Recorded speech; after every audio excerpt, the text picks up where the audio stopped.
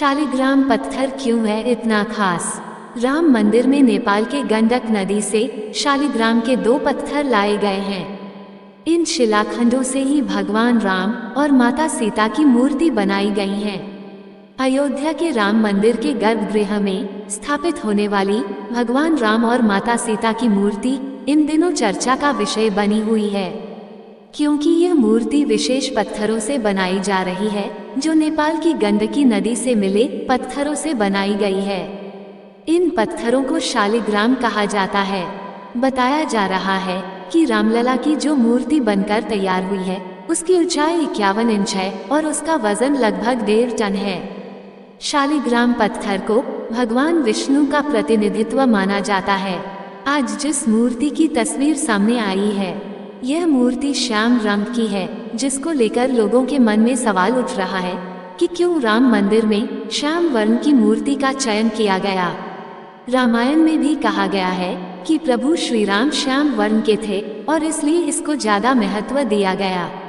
भगवान राम श्याम वर्ण और भगवान शिव गौर वर्ण के हैं। भगवान श्री राम की स्तुति मंत्र में कहा गया है, नीलाम्बुज श्यामल कोमलांगम सीता समारो पित्वाम भागम पानौ महासायक चारुचापम नमामि रामम रघुवंशनाथम। अर्थात नीलकमल के समान श्याम और कोमल जिनके अंग हैं, सीता जी जिनके वाम भाग में विराजमान हैं, जिनके हाथों में अमोघ बाण और सुंदर धनुष है, उन रघुवंश के स्वामी श्री रामचंद्र जी को मैं नमस्कार करता हूँ। अर्थात परमात्मा श्री राम श्याम वर्ण के हैं। शालिग्राम पत्थर क्यों है खास? हिंदू धर्म में शालिग्राम पत्थर का विशेष महत्व है। इस पत्थर को भगवान के स्वरूप मानकर पूजा जाता है। इसे सालग्राम के रूप में भी जाना जाता है। शालिग्राम शिवलिंग की तरह ही दुर्लभ होते हैं, जो हर जगह नहीं मिलती है। अधिकतर शालिग्राम नेपाल के मुक्तिनाथ क्षेत्र काली गंडकी नदी के तट पर ही पाए जाते हैं। शालिग्राम कई रंगों के होते हैं, लेकिन सुनहरा और ज्योति युक्त शालिग्राम सबसे दुर्लभ माना जाता है। भगवान विष्णु से जुड़ा है शालिग्राम। शास्त्रों के अनुसार शालिग्राम 33 प्रकार के होते हैं, जिनमें से 24 प्रकार को भगवान विष्णु के 24 अवतारों से जोड़ा जाता है।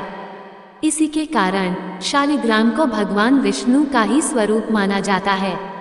पुराणों के अनुसार भगवान विष्णु के विग्रह रूप में शालिग्राम को पूजा जाता है। माना जाता है कि अगर शालिग्राम गोल है तो वह भगवान विष्णु का गोपाल रूप होता है, और मछली के आकार में है तो उसे मत्स्य अवतार का प्रतीक माना जाता है। वहीं अगर कछुए के आकार में शालिग्राम है तो उसे कूर्म और कच्छप अवतार का प्रतीक माना जाता है। शालिग्राम पर उभरे हुए चक्र और रेखाएं विष्णु जी के अन्य अवतारों और रूपों का प्रतीक मानी जाती हैं।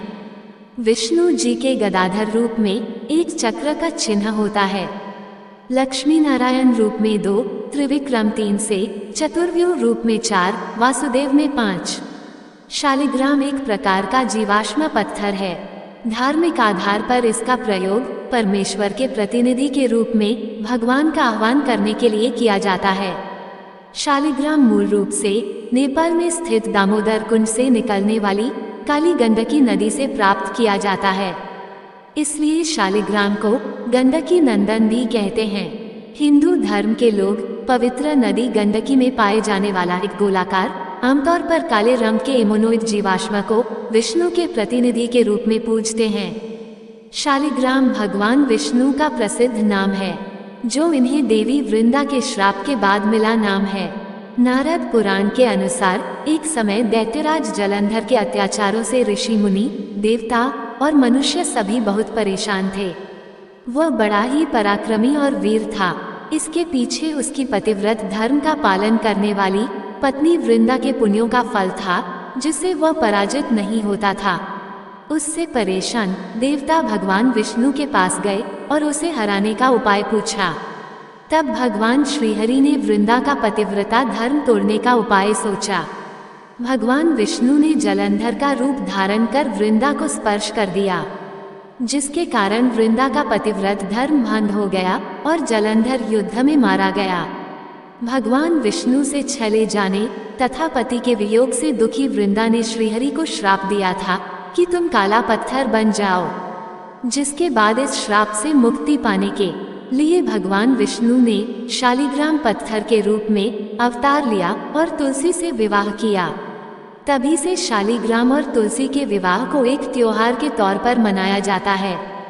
माता तुलसी को माता लक्ष्मी का भी अवतार माना जाता है। शिवलिंग और शालिग्राम को भगवान का विग्रह रूप माना जाता है और पुराणों के अनुसार भगवान के इस विग्रह रूप की ही पूजा की जानी चाहिए। शिवलिंग के तो भारत में लाखों मंदिर हैं, लेकिन शालिग्राम जी का एक ही मंदिर है। शालिग्राम का एकमात्र मंदिर नेपाल के मुक्तिनाथ क्षेत्र में स्थित है। ये वैष्णव संप्रदाय के प्रमुख मंदिरों में से एक है। मुक्तिनाथ की यात्रा काफी कठिन है। माना जाता है कि यहाँ आने से लोगों को हर तरह के कष्टों से मुक्ति मिल जाती है।